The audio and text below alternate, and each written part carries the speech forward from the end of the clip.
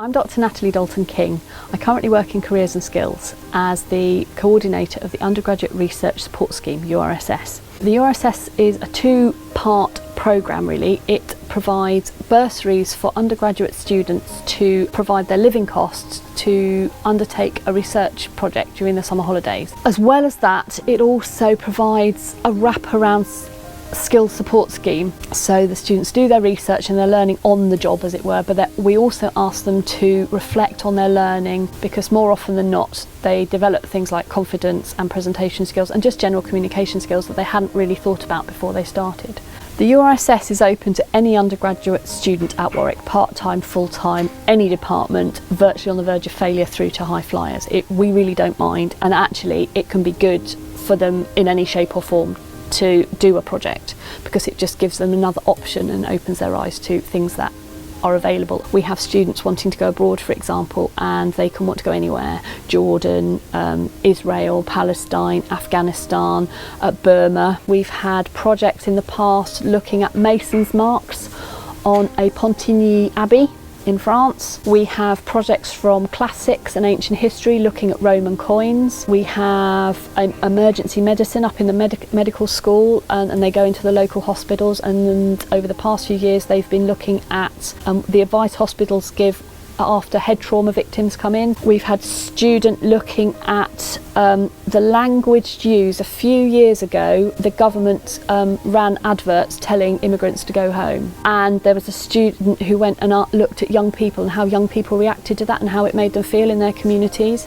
A lot of students often as well do cross-disciplinary projects, so sometimes it's within the same area, so we have biologists working in the medical school and vice versa, physics and maths quite a lot, chemistry working with some of the doctoral training centres. All of this does make quite a good mix. So once all of the students, affiliates and URSS funded students, are all online, as it were, are all with us, the first task is to do a research page, a research portfolio, much like you'd see on a departmental page introducing academics and such like.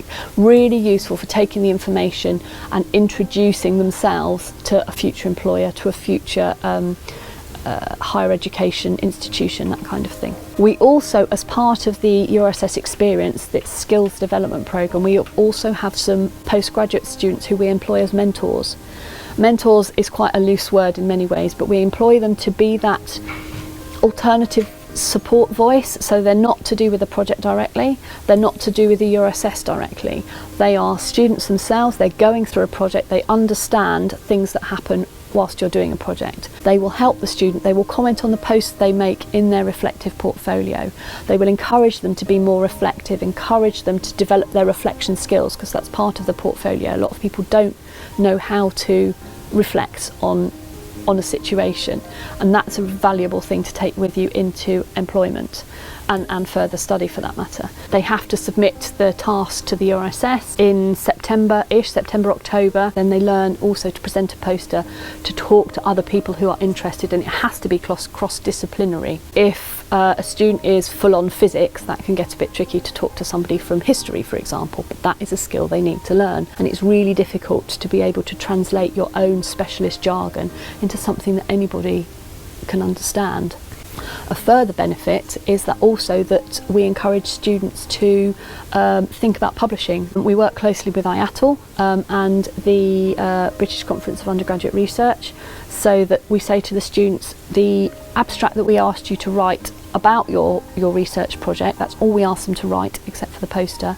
You can then tweak that and use it to submit to Reinvention Journal or to any other more specific journal within your field, and we have had some really good research published in quite high level journals from undergraduates, not even from final year undergraduates, and that's quite a coup. We have students who also present at conference, again quite national, international conferences, as any other academic, not in a student conference.